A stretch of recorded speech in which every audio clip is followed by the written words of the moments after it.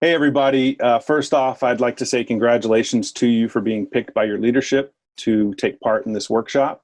It shows that they have faith in you and they believe that your time is valuable, that you can use it to learn something, stay awake, and hopefully bring something back to your teammates. Second, thank you for taking the time to watch this module. We're going to talk about something that I think is really valuable, especially when it comes to social media strategy and this venue, getting leadership buy-in. A little about me, I'm currently serving as the Public Affairs Superintendent for the 6th Air Refueling Wing. My name is Senior Master Sergeant Harry Kibbe. You can call me Bubba. This job is what I consider my dream job. It's a great location. Tampa is not too bad. I got a great team, and they have already got a great culture established. There's lots of young, creative 3Ns who are passionate about what we do, so I'm in heaven right now. Most recently, like just a few weeks ago, I served with Enlisted Jesus. I did that for about 3 years, and during that time, we took some pretty bold communication strategies, which requires quite a bit of leader buy-in. And that's why I think that I was matched with this topic. Now, I'm not one to brag, but I'm probably the most humble person you will ever meet. Pause for laugh. Which is why I don't consider myself a complete expert in this field. And to be honest, in our line of work, in mass communications and in public affairs, it's changing so much, and it's all subjective to your location and your team. So anyone who calls themselves an expert in getting leadership buy-in is probably a charlatan. Unless it's one of the other people in this media forum, they're all complete experts. Seeing as how I surely won't have all the answers you guys need, I'm going to do a couple of things for us during this time. I'm going to caveat all of this information with a disclaimer. That is that this is based on my unique experience, and I'll be the first person to tell you that I've been incredibly lucky in my PA career field, or my PA career. I'm also going to invite any and all of you to message me to continue this conversation after our 45 minutes to an hour are done. You can find me on Global or Gmail or Facebook Messenger. My Gmail is harrykibbe@gmail, very creative. And there's not too many Harry Kibbes in the world, so just look me up, find me, and ask me questions. And here's the last thing I'm going to do, and it's probably the best one. I've invited some of the smartest folks that I know to this discussion. Some people that I consider my public affairs friend-tours. I'm going to copyright that. They're my friend-tours. They're my friends. They're mentors, the people that I go to for ideas, that I bounce ideas off of, and that we just try to talk as often as possible because they're awesome folks. First up, in no particular order, by the way, we have a person that you know and you love. He's the social media guru. He's my go-to for almost everything over the past year or so, Jared Denton. Thank you. I appreciate you having me on here. I don't ever feel like a guru or an expert or anything, especially after talking with you, but I really appreciate being here. You've achieved guru status, my friend. Second, she is the first ever public affairs advisor to the Space Force SEA.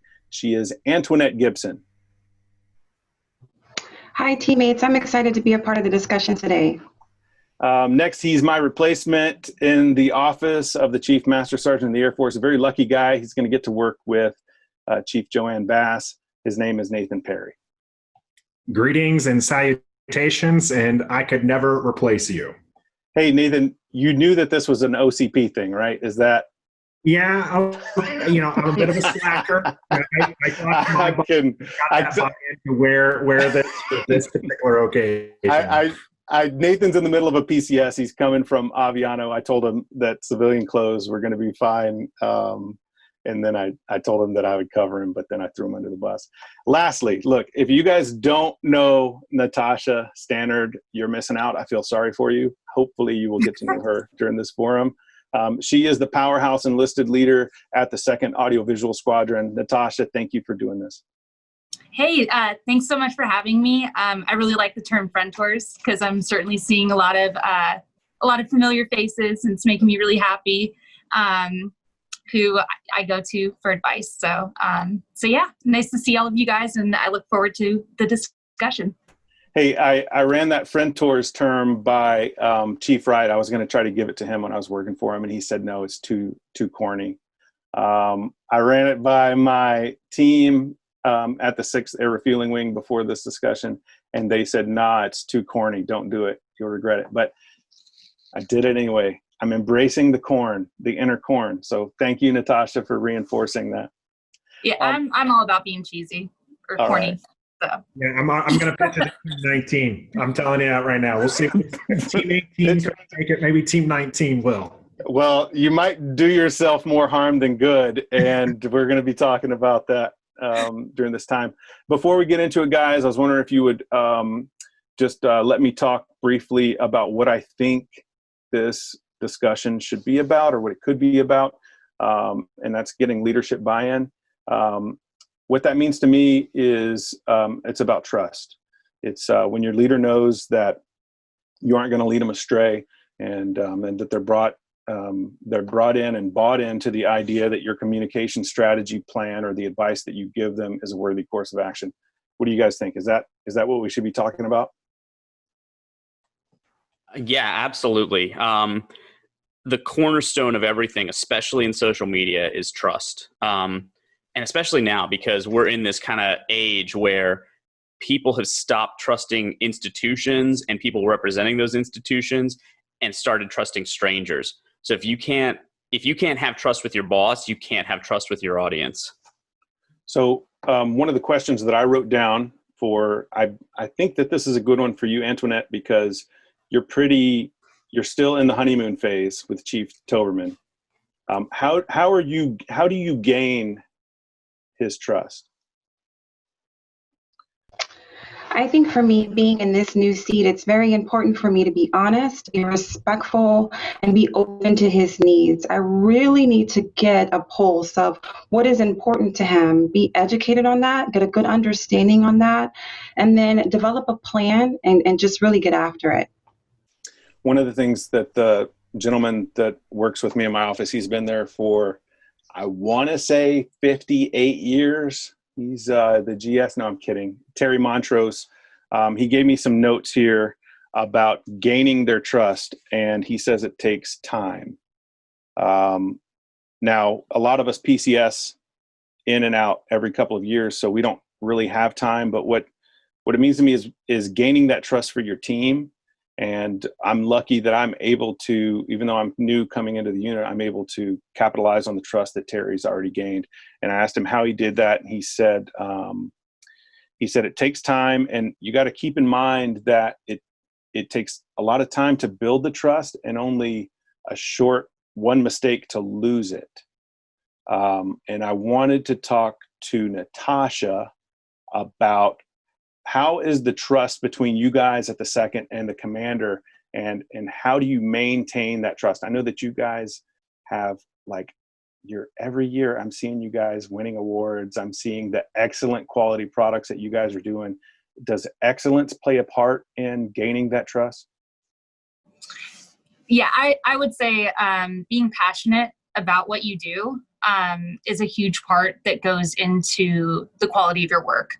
And if you're passionate, you're obviously going to do everything that you can to gain your commander's trust, to make products that are stellar. A lot of what we do supports big Air Force, like big Air Force projects. So we're not necessarily doing wing level things, which are also very important, but we're working directly for the Pentagon many times. So there's not really much of an option to not have stellar work when that's your customer. Yeah. So with that trust, with the commander, it's also about building trust within our teams and inspiring people to have that passion and that drive, making them excited about the work that they're doing. So it's not just about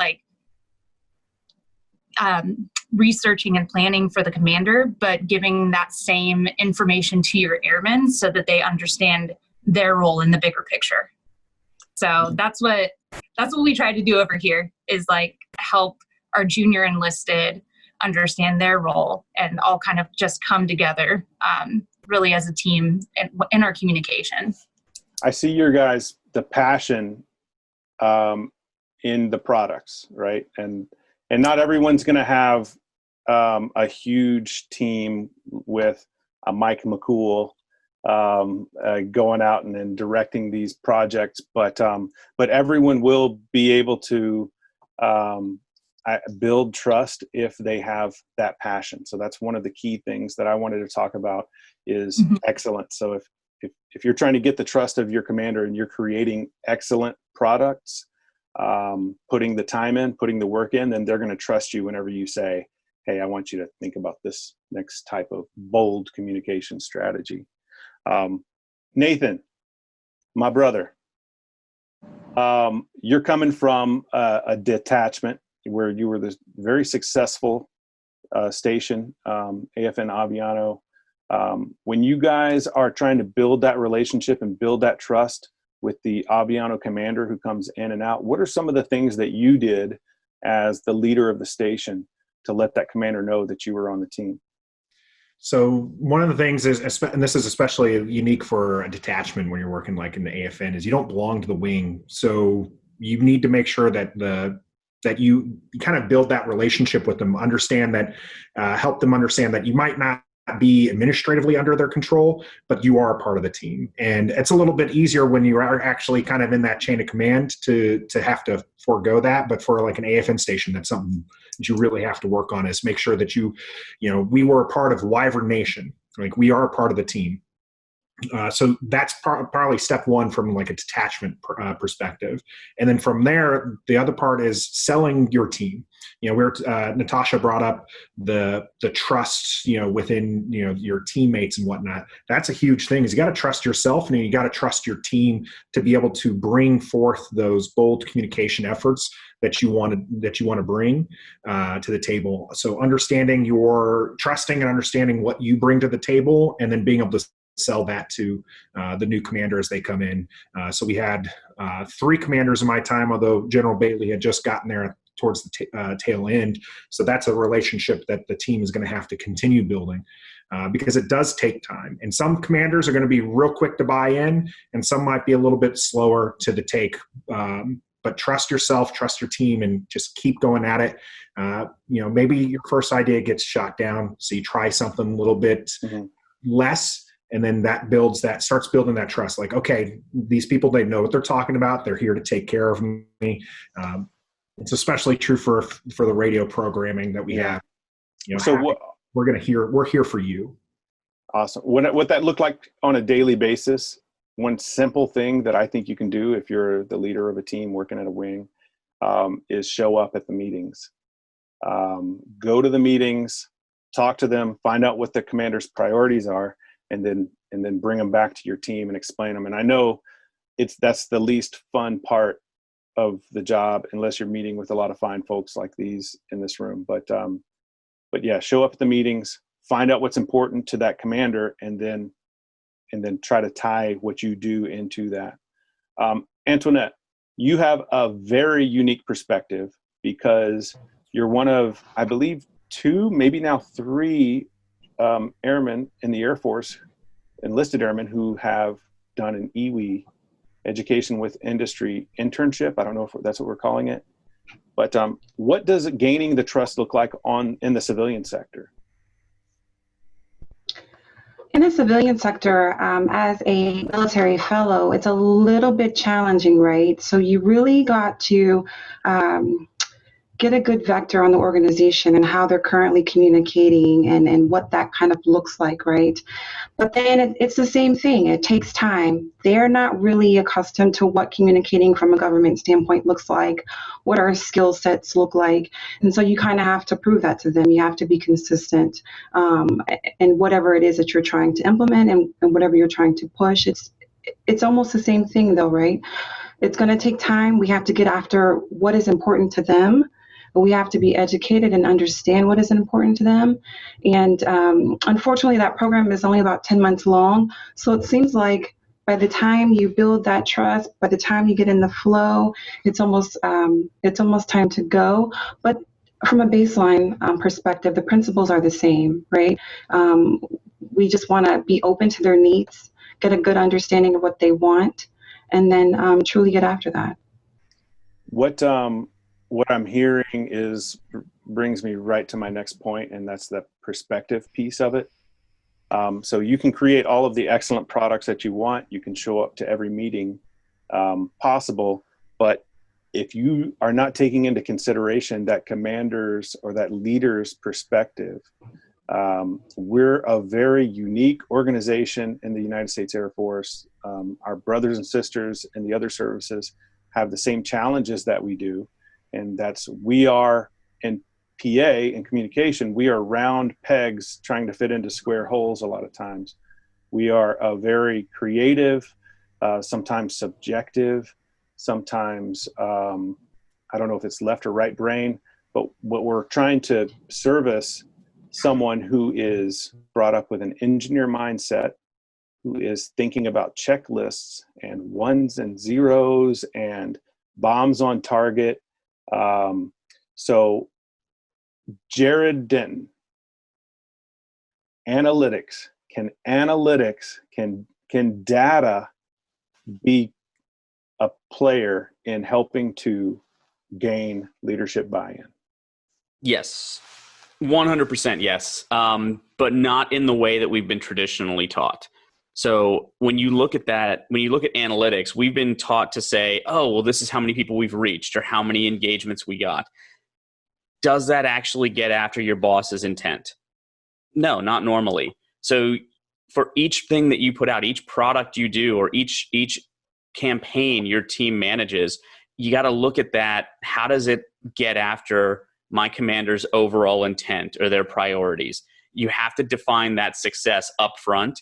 And then when the campaign or product is published or out there, you provide them with the metrics that say, hey, this is exactly what you were looking to do. And here's how we met that goal. And here's the data, here's the science, here's the math behind it.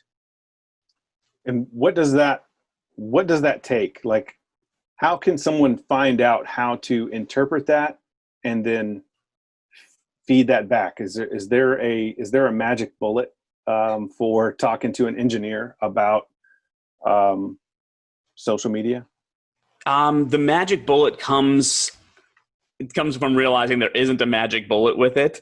But ultimately what it drives down to is that engineer is not going to be, if they're thinking about it from an analytics standpoint, they're not going to be looking so much at the quantitative data, like how many likes or how many comments or how many shares you got out of a post.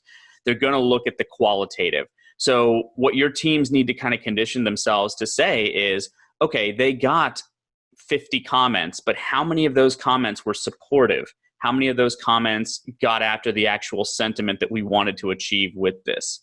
So that's how you kind of translate creative speak to engineer speak. You look at what the quality of each post, each campaign has. One of the things that I found dangerous about working with a principal like Chief Wright was I often found myself wanting to cherry pick the comments that people were putting. And I did that because I cared about them and I didn't want them to be brought down by some of the haters out there. But it's a very dangerous thing in my mind to cherry pick those comments. I think that you earn a lot more trust if you can be balanced with it. If you can own up to, yeah, so we did this post and it's tracking pretty well with these folks. However, this is something I want us to look out for next time. Antoinette, one bit of advice, because I consider myself the old guy in the room. I've been where you are. I've been where Nathan's about to be. One bit of advice, and I know Chief Toberman, and he's just like Chief Wright. He's a ninja with social media. The guy was the first one that I know of to do an Ask Me Anything on Reddit. He will be bold. You might have to slow him down sometime. But one thing that I found very useful was to to just shut up sometimes, to give him like, hey, this is what we did, this is what it looked like, and not try to give my opinion about whether it was a good thing or not.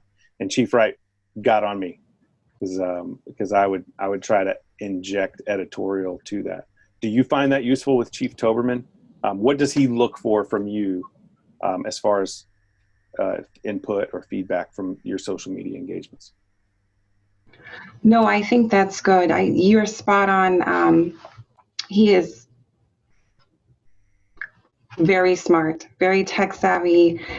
He's all over the Ask Me Anything. He's all over Facebook and social, just very, very wise. I think I'm trying to find that balance now. You know, sometimes there may be an opportunity where there is a post that we can put out, and I may try to insert that feedback. And then there's other times where I may take a seat back and just see how it's received, right? Because we have to learn each other in communicating to our audience and being effective in utilizing social, right? So he's very receptive, though, to the feedback that I got. Hey, boss, I think this is working. Let's look at it from this angle, this perspective. And sometimes he's like, you know what? Let's try this. Or no, I think we're okay here. And that's okay, right? Sometimes, you know, we may not be eye to eye on everything, right? But it's a lot of give and take. There's a lot of balance there. But it's very, let me give you some feedback. Let me take some feedback. And I think that works very well for us, especially standing up a new service. There's a lot of things to communicate. We're also trying to learn each other. We're just navigating the newness of it all together. And I think that's very important.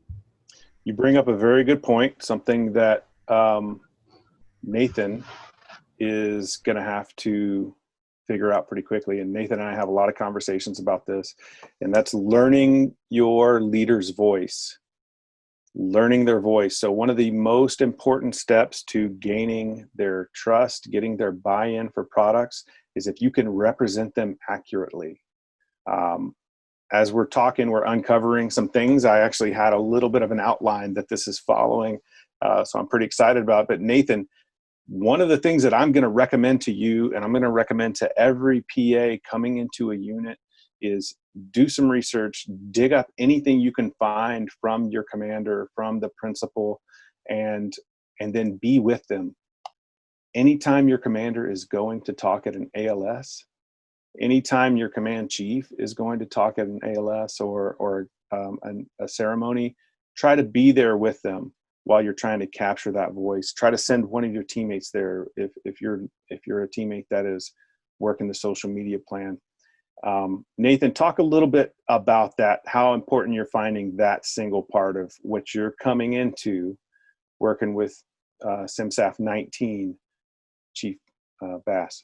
Yeah, that's definitely the stage where I'm at right now, is trying to learn that voice, because we're two different people, and this is somebody who I haven't worked with before. So I've spent most of yesterday watching videos, kind of going through some Facebook posts when she was the command chief over at the 2nd Air Force. Now her personal page that was pretty wild when the next SimSAF friends you on Facebook. But it's literally, that's my job right now, is just kind of going through and finding what she sounds like. So that way, when I'm working on these speeches and this content for her, it sounds like it's coming from her. When I pitch it to her, it's something that she naturally would do or naturally would say. So that way it's a lot easier to get the buy-in for like, okay, yeah, no, that sounds great, because it already sounds like something they were thinking or something along the lines that they would do naturally. But it does take a lot of work. So my first speech, where I didn't really have much information to go off of, was pretty rough. This next one is still very rough. It's going to take some time to build that, and it's going to take a lot of what you're talking about there, Senior Kibbe, about being with her. Right now I'm in quarantine, so I can't. So now the research is all the virtual stuff. What can I do looking at that prior content? So if you are somebody who's going to next duty station, and you have somebody who's there already, reach out to them. Reach out to that PA team, and that's something that Senior Kibbe and I have done, is have that conversation. Now his principal is SimSAF 18, who's out the door, and I'm having to learn SimSAF 19. but getting those pointers and finding that information out beforehand is really going to help you. So that way, when you get in the seat, you can have that buy-in where you can be like, hey, I want to do this thing, or here's this thing that I've created, and if you can get their voice down earlier, you're going to get the buy-in a lot sooner than and build that trust and that relationship up much, much quicker. I'm going to give you guys a little inside here. Just capturing Chief Wright's voice, all you got to do is start a post with teammates. That's all you got to do is say teammates. Hey, teammates. No, I'm kidding. There's a little bit more to it than that.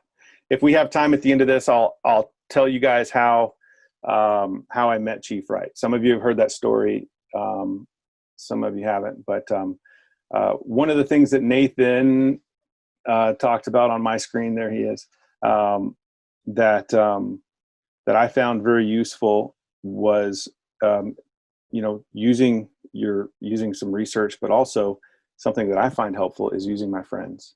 And Natasha is a friend. And one of the things that I struggle with is capturing the female voice. And I found that Natasha and I worked together on a small project. She wrote something that very clearly and accurately captured the female perspective. So if you're a guy working for a female, if you're a white person working for a black person, please reach out to your friends. Natasha, how important is it for someone like me to reach out to someone like you when trying to represent someone's voice that isn't anything like my voice? No, I think that's extremely important. And I think that you have to really know yourself. I mean, clearly you're a man, I'm a woman, so there's that factor. Thank you. That's the nicest thing. That's the nicest thing Natasha's ever said to me, by the way. No, I'm kidding. I've said nicer things. No, you have. I was joking. So like for me, I know that I'm sometimes more of a risk taker. So if it's something that's a little bit more sensitive, I will go to somebody else because I know that my first instinct is, yeah, let's do that. When it's not always the right choice right away. I tend to get a little bit excited about things and like excited about things that my airmen are excited about. So I'll try to go to somebody who is maybe a little bit more analytical, more cautious, just to get that feedback too. And as you were saying about different demographics, we all see from different lenses, right? So there's certain like things in life that you won't go through that I've gone through, or that Antoinette's gone through that I will have not gone through. So getting those different perspectives is so important, especially when you're like for instance, we did a campaign for the Dialogue on Race, supporting the chief. So with that, there was a lot of team discussions going into that, to really kind of like help us form our plan for our commander and help her feel confident about it going out. And we didn't sugarcoat the fact that there wouldn't be negative comments. We felt that would happen going into it, but it was about keeping that conversation going, and that's really what we were doing. We were supporting Chief Wright with that, the C staff. So yeah, just having all of us work together on that, I think, was a great example about what you were just asking about. Collaborate, work with your friends. 2 heads are better than 1, 3 heads are better than 2. And you mentioned that it's something I took away from that is my final point in here, is that you got to realize that it's not about you.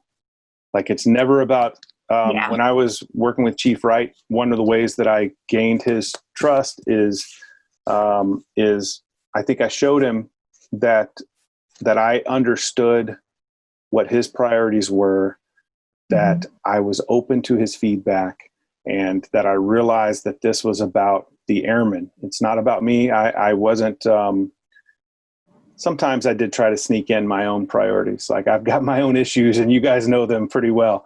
But inevitably, whenever I would try to come hard. I'll give you my thing. I one time I tried to come hard at other enlisted leaders who came hard at their airmen because of my own philosophy. And Chief Wright corrected me pretty quickly and reminded me that this wasn't about me. I can't fix the way other people lead, but what I can do is to help show his example, show the lighter side, or the bright side of leadership, and try to inspire those leaders through example. So it wasn't about me. I can't emphasize that enough. And it's not always just about your commander. It's sometimes you have to help that commander realize that it's really about your team. It's about Team McDill right here. So, guys, I'm going to open it up really quick because I feel like I've been driving this and we've covered every single thing on my list. Is there anything that we're not thinking of as far as getting leadership buy-in? And we have a little bit of time left, so please, somebody help us out. I was just going to add about talent management. So just understanding the talents of your teammates, because generally as senior NCOs, we're not going to be the ones creating the products. So just knowing your airmen's capabilities, and when you have a project, like having a solid person that you know can deliver and produce something that is going to meet their wants and needs. Yeah. And that can be at your squadron or outside of your squadron. Nathan and I actually kind of teamed up to, I helped him work on a graphic for Chief Bass. So that was pretty cool, finding some talent out there that someone that I had confidence in and I knew could help deliver on that. So that was a fun pairing. I can't tell you guys, Jared, how many messages would you say I've asked, or how many asks have I had of you over the past year and a half? 7,400 No, I don't. That's the tally. Track. Yeah, that's the tally right there. Same. All of that ties into that excellence point. The very first step in gaining your commander's trust is creating excellent products. So focus on, and I don't want to make this about our core values. If we had to come up with some PA core values, I would put excellence at the top of the list. But that's exactly right, Natasha. Thank you so much for that. Anybody else? What am I missing? I would, on top of that, creating excellent products, I think it's important, especially when you're out in the field, to realize that excellence is a moving target. It shouldn't always be it may not always be the cleanest looking video or the most well put together, professional quality video. When we talk about social media, excellence is impact. And if that product is impacting your target audience, then it's excellent because it's getting after what your boss wants. So it may not be something that's a 10-minute cinema quality video or something like that. It could be a 10-second clip that just resonates with people really well. That's point number 2. That's what that is right there. First. It's do your homework, right? We talked a little bit about these guys, knowing their perspective. These guys and these women are coming from data-driven backgrounds. One of the things that we can do to earn their trust and to earn their confidence is to do our homework, to do the research, like Mr. Montrose told me yesterday when we were talking about this. It put the legwork in. There's no easy solution. There's no silver bullet to earning their trust. So do the research, do the homework. Nathan, help us out here, brother. So you're going to have to be prepared to hear no, and hear no a lot. And so then it's what you do with that no, because it's going to take some time. We're talking about them being, engineers, analytically driven. I'll be honest, a lot of our leaders tend to be risk adverse. And so when you're talking about doing something that's bold, you might not have a Chief Toberman who is willing to be bold, or a Chief Wright, which, by the way, Senior Kibbe, I'm disappointed. You went with the friend-ter thing, but then you didn't go with the right way for the pun and the earlier. So just wanted to note that real quick. But when you hear no, understand where they're coming from with that no. And then, as cheesy it is, but you find a way to get to yes. And often that way is do the tasks that are asked of you. Try to meet their intent as Sergeant Denton was talking about. So meet their intent with what they're comfortable with.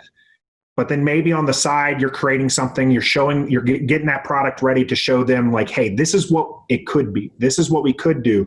And if you show them that excellence, then maybe you're breaking down a barrier and they're willing to go that way. And then once that product is successful, then you can start doing more products like that. And you're going to gain that trust, and you're going to be able to build upon that. But be prepared to hear no. Because it will happen, and it'll happen a lot, because people are used to doing things a certain way. And when you're trying to go into new territories, that opens up some risk. And if we have risk adverse people, you're going to have to find ways to ease that for them. And often that's giving them what they need in the moment, while preparing something for the future to show them that, hey, we are capable, we have that talent, and we have this ability to go further with this and meeting your intent and hitting those targets. Yeah. Speaking of hitting the targets, that ties very well into one of the points that we talked about, is that's getting their perspective. So when they're saying no, maybe you didn't do a good enough job. You're never going to do a 100% effective job of gaining their perspective, but you got to find out why they're saying no, so that you don't keep hearing no, so that you can then figure it out. A lot of the leaders in our business are warfighters, are pilots. So finding their perspective will help you gain their trust. And there's one more nugget that we talked about earlier. And I'm opening it up to any of you guys to talk about how important it is, once again, to just show up, to just be there when the conversations are happening.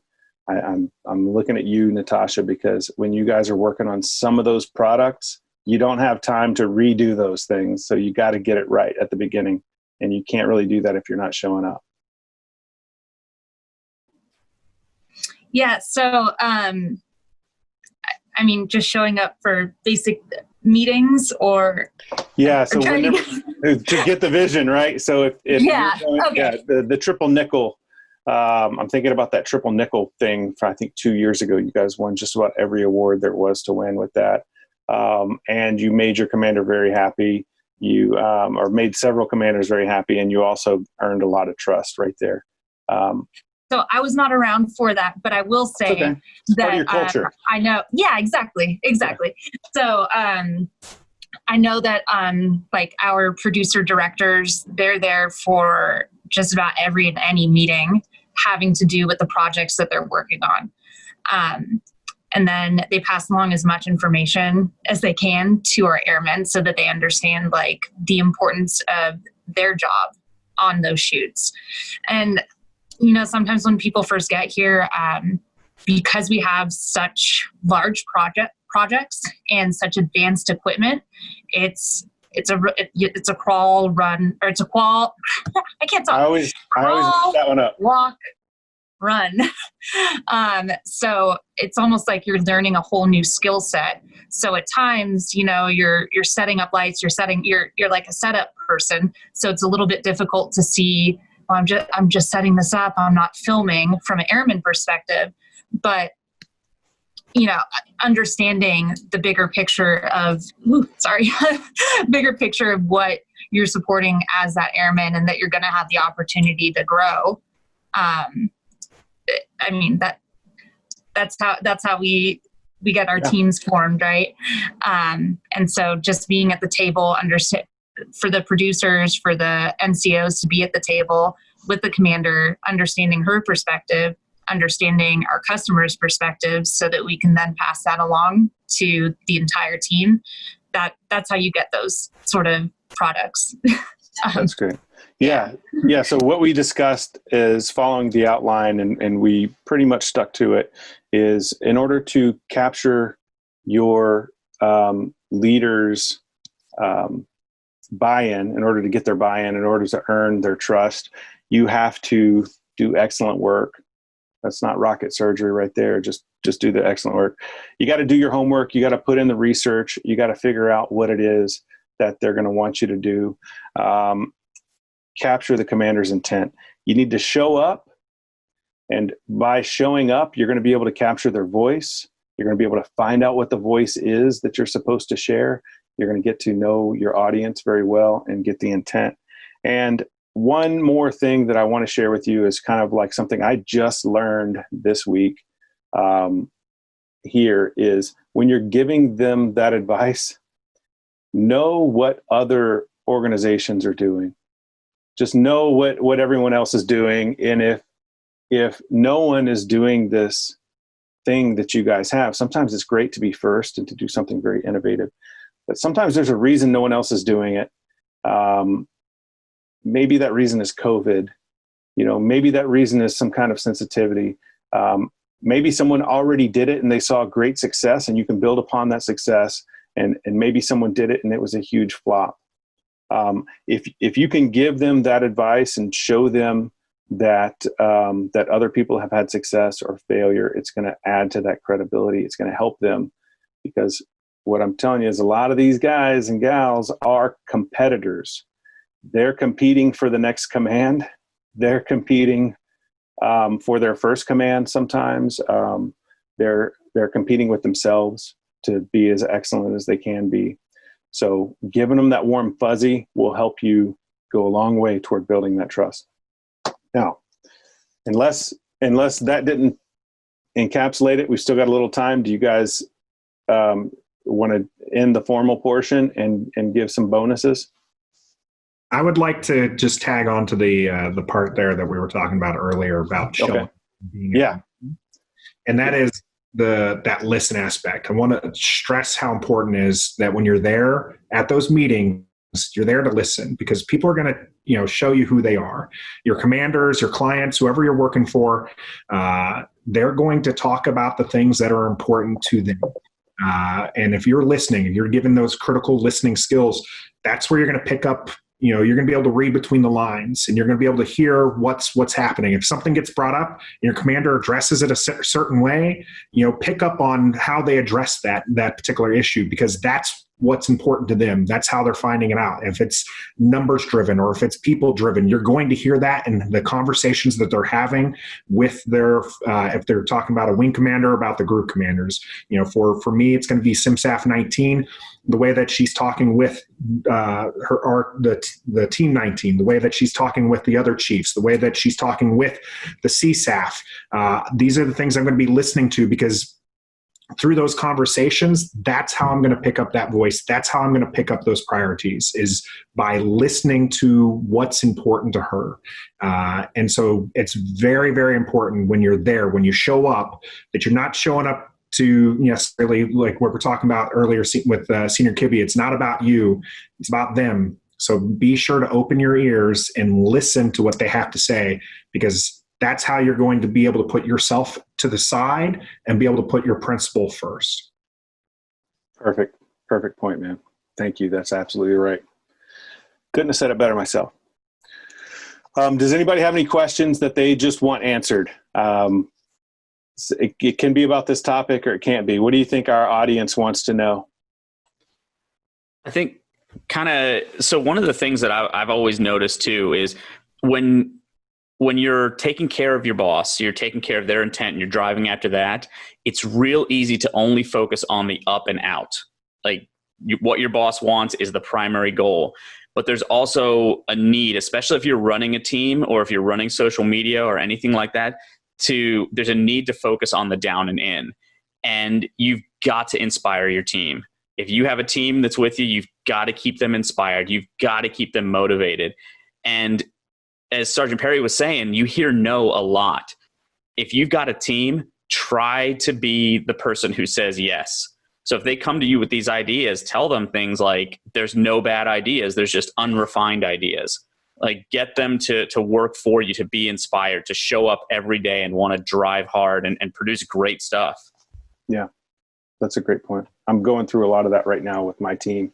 Got a lot of great ideas, just got to kind of keep them charging in the same direction.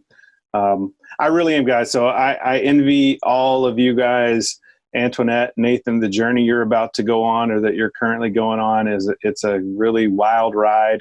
You're gonna gain some perspective that only a few folks get to.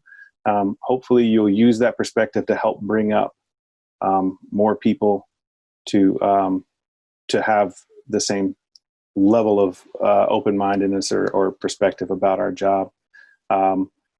I wanted to lead a team like Natasha's, just complete excellent. They exemplify every aspect of excellence, and that's solely, in my opinion, due to the leadership that she's able to provide.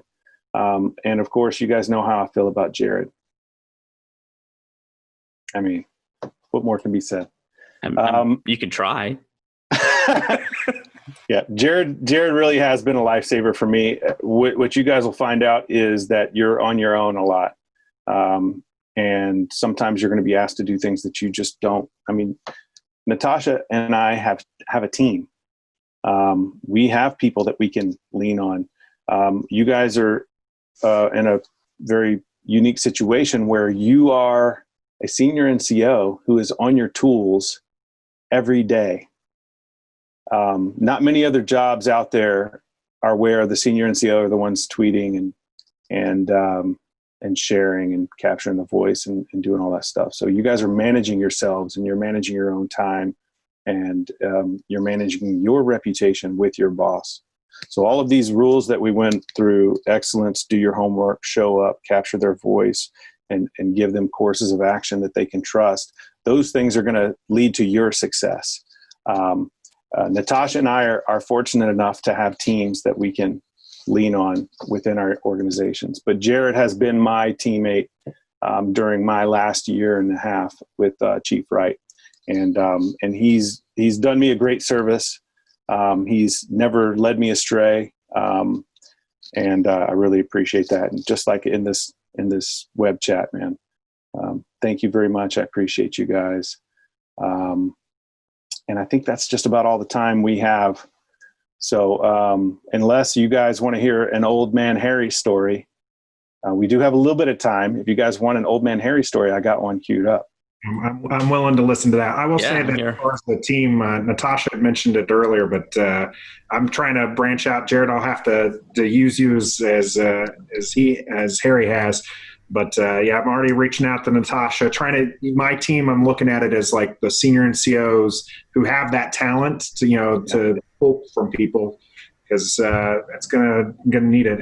Antoinette and we're gonna be working hand in hand for a lot of the stuff. So I'm looking forward to it. No, absolutely. And I piggyback off of that. We can't do this alone. And it's very important for us to tap into our peers and leverage resources to get to where we need to be. And Jared, I thank you as well. Harry, I think I kind of took over for you. I've been, phoning Jared a lot, and he's been keeping me honest, and it's okay, right? Hey, I'm not the expert in this, but what do you think? And Nathan, I think that's something that I would encourage you to do as well. We're not going to know everything, right? But we know those people and those places that can get us to where we need to be, and we just need not to be afraid to tap into them. Excellent. So I just want to add something about that too. So I think that naturally in PA, we can sometimes be a little bit competitive because it is a creative career field. So it does speak to you as a creator. But we're working for the Air Force, right? So sometimes you have to look outside of your own wing, outside of your own squadron, and think, hey, are there people that I've met throughout my career who could help me with this? That's something that I've certainly learned these last few years, is not just looking at who's currently at your table, but who you've had seated at your table before, and keeping that network. so that you can help them develop if you have a project that you know that they would be great for, even if you could certainly do it yourself, like reach out to those other people that have skills and might be able to bring something even greater than you imagined. So that's exactly why you guys are here, to help me out. And you guys all brought something to this conversation, and I am eternally grateful to all of you. Like I said in the beginning, if anyone out there watching this has any questions that we didn't get to, if you think we missed the point, or you wanted to direct the conversation in a slightly different way, please reach out to me. harrykibbe@gmail is fine. harry.kibbe@us.af.mil works as well. And you can always find me on Facebook Messenger. I think that's how I communicate with all of you guys. Thank you guys. I really appreciate you. I love you. You're my PA fam, my friend tours. And I think we did a pretty good job. Like I said before, I'm humble, but I think this was probably the best presentation that anyone's ever put together. You gonna end it with that? Thank you for having us on board for the best presentation anybody ever could put together. Thank you. Yes, thank you. I'm honored to be in your presence, Harry. Okay, this is getting ridiculous. I already cut. I didn't. Okay.